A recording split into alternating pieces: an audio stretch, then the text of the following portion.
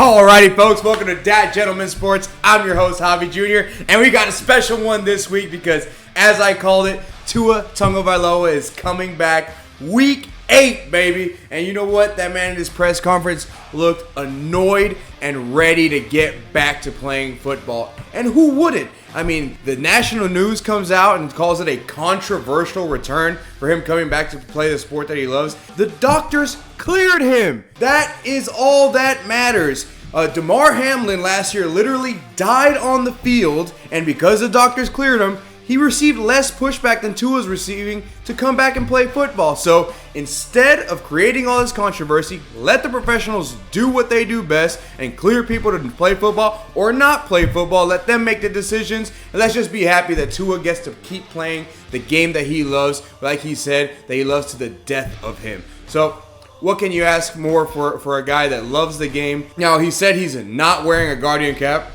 Eesh. Now, I was pretty public about him wanting to wear a Guardian cap, even 2 Guardian caps, but at the end of the day, the guy is a warrior. He's got tattoo warriors. He's got a warrior culture. He is just a warrior, and that's why he loves the sport of football, and I believe him when he says that he loves it to the death of him. Now, my whole concern with that is why are we giving him so much? I'm a big MMA hockey guy, and we never hear those conversations when it comes to MMA or hockey unless it's really and truly life-threatening. And, I mean, the doctors to his camp hasn't come out and said that it's life-threatening. Now, like you said, he's playing the odds, but like everything, we're just always playing the odds. So I'm glad he's back out there ready to play football. The Finns are going to be back at full strength because Tua changes this team completely. Now, Salty Tua is back, and some people like it, some people don't, but I love Salty Tua because he's ready to shut everyone up. He's had so many doubters, and he's tired of the radio and Ace Ventura memes.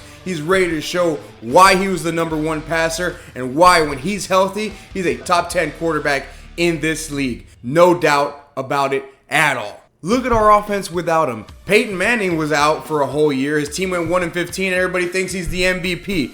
Tua is going to come back, take us on a run, and what is everybody going to say then when he's at the head of the run, leading one of the NFL's best offenses? So let's take a look at what the schedule looks like for the rest of the year and see how realistic their chances are. I think they need to be around 11-6, 10-7 to realistically make the playoffs. So let's take a look. All right, first game back is going to be against the Cardinals.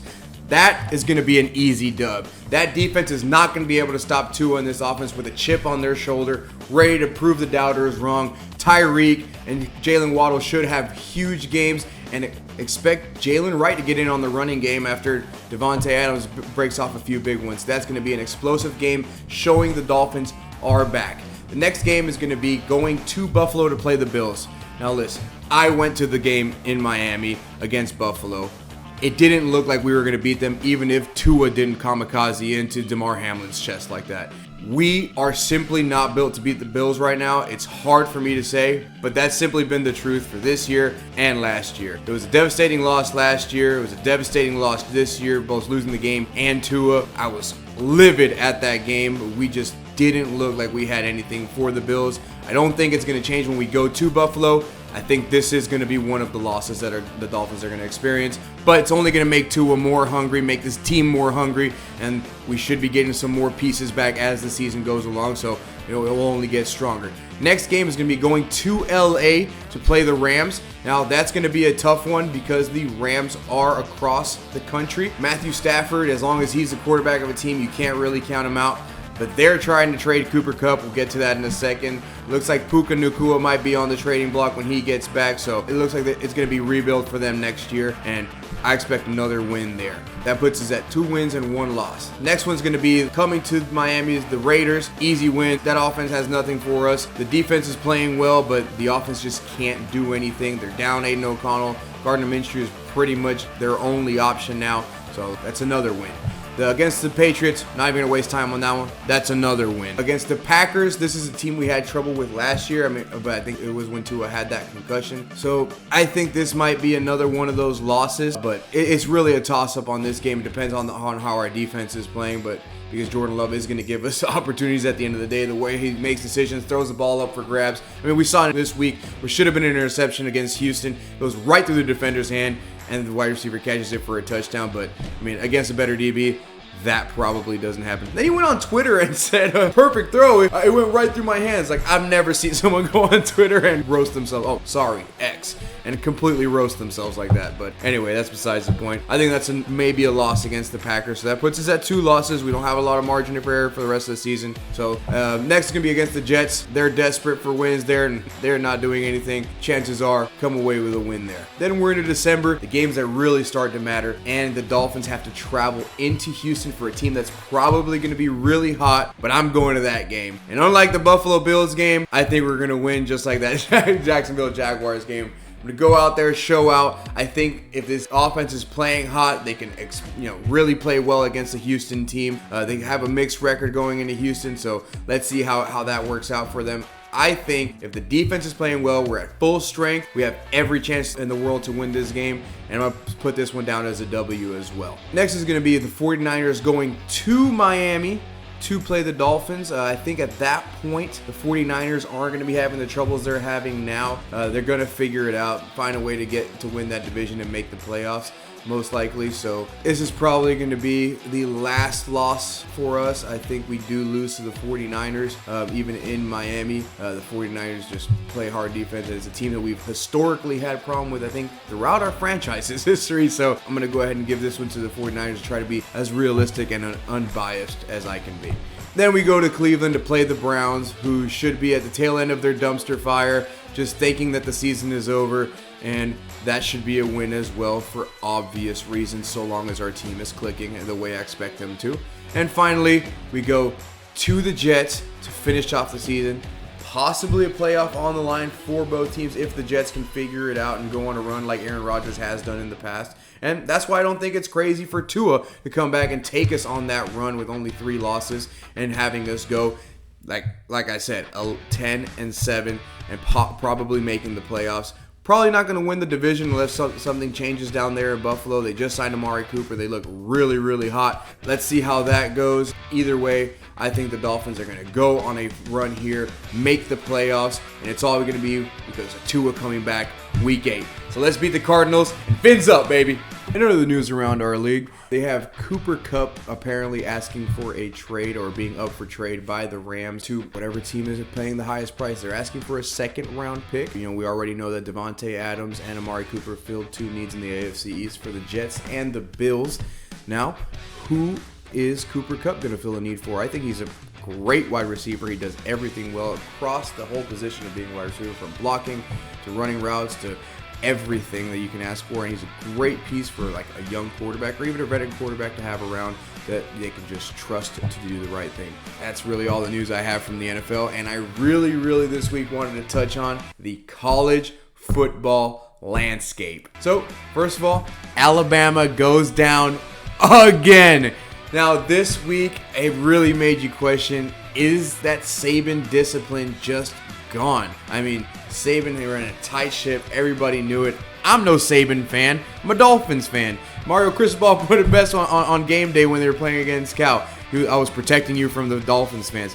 We don't like him down in Miami, but he's a great coach, and it's because of the discipline he instills in his programs whenever he's over there coaching. So I think that was really missing this week, and man, to collapse all that discipline and what he built in just 7 games is pretty impressive, Kellen DeBoer. But I think he'll get it together. Enough people want to go to Alabama where if he gets it right and just tightens up that culture a little bit and that discipline, they can really get it right. On the other hand of things, a team that nobody expected to be doing good because the NIL is just sucking players away from their program and not feeding players into it, just wasn't designed for that kind of school, is the academies in Navy and Army. They're dominating right now. They're both undefeated. Now, Navy does have a huge test coming up against Riley Leonard and Notre Dame. Obviously, Notre Dame is a good team with their record showing right now, but a team that lost to UConn, I believe. So or was it UConn or was it NIU? I believe it was NIU. I apologize.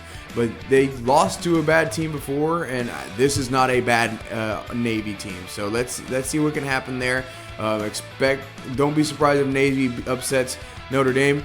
I don't think it'll be a huge upset. And of course, the big one that everybody's talking about in college football is Texas going down to Georgia despite all of the help from the referees. I mean, I've never seen them actually call something and then pick up the flag, especially after there being an incident of bottles being thrown on the field. Now, a lot of people were saying they were scared for their life, and that's why they went ahead and took the call back. I don't think that's the case. I don't think any referee would make a decision like that, but it definitely wasn't the right way to handle that situation. But either way, they lost by 15 points. It wasn't a one-possession game, and Texas thoroughly got beat by Georgia.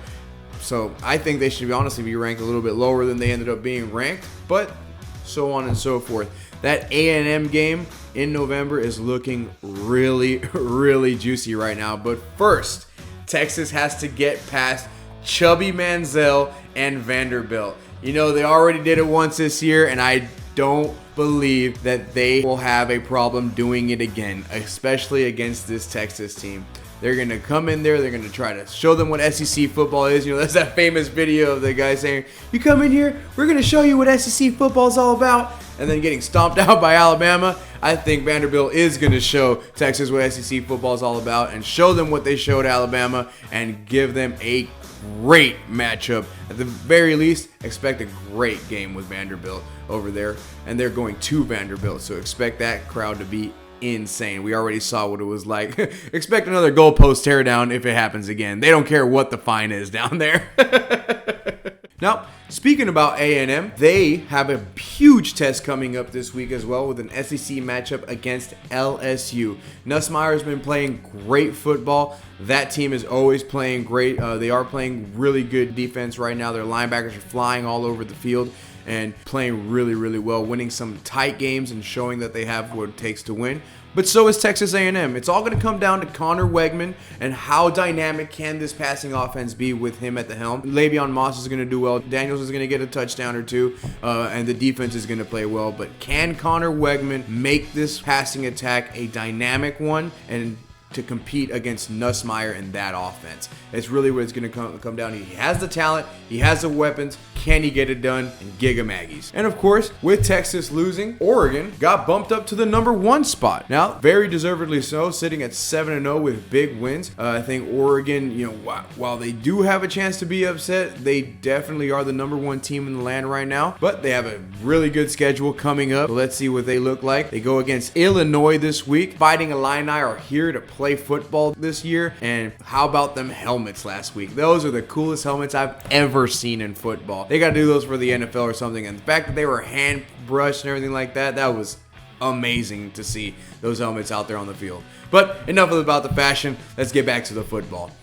Because the next thing I have is Miami, baby. The U is back. We get into a shootout against Louisville. It got a little scary there for a second, but we were always ahead, and we always knew we were going to come out. Why? Because Cam Ward is our quarterback. He is electric. I don't understand how he just does it every week. Every week he has another moment that's going to be on his Heisman reel, and every week he proves why he should be the Heisman favorite, sitting at, I think, plus 200 right now, and deservedly so. If you're watching how they're playing, yes, they're on the box score. If you're only looking at the box score, they're losing to teams that they maybe shouldn't be making it close against, but they're beating everybody in front of them. What more can you ask from a team? So I think Miami is back. They're ready to make a name for ourselves again and get back in that championship contention like 20 years ago. Now we have FSU coming. FSU versus Miami. That's our #1 rival. Let's squish them, finish them. They're having a horrible season. Let's make it even worse with a loss to Miami. They're looking for a win here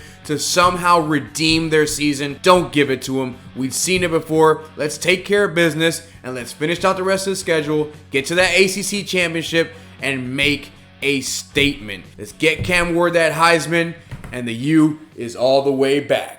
Alrighty, folks, so thank you for joining us for another week of Dat Gentleman Sports. Got a super exciting week of sports and football coming up. Got the World Series going down. Got the NBA tip-off. Got hockey going on. It's the best time of the year. So don't forget to comment down in the comment section, like, and subscribe, and thank you for watching.